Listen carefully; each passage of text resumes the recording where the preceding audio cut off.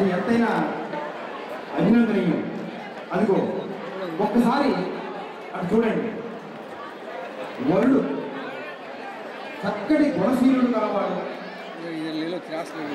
బంధువులు కలవాడు, శుభలక్షణములు కలవాడు, సకల గోధాముడు, శ్రీరామచంద్రమూర్తి స్వరూపుడు అయినటువంటి ఆ చక్కనైన ఆ వరుడు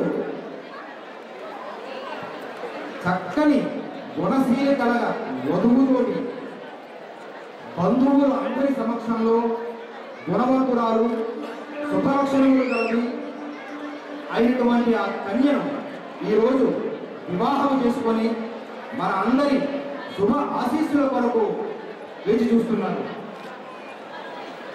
ఈ సందర్భంలో మనం మరొక చక్కని గేయంతో వారిని కూడా ఆశీర్వదిస్తాం.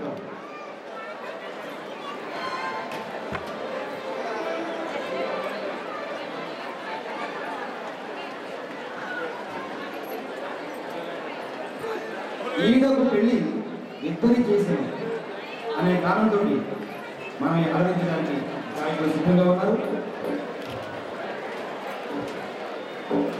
శ్రీమతి రాజశ్రీ గారు ప్రముఖ గాయని, వీరి గానామృతంతో ఆ పాటని మనకు వినిపిస్తారు.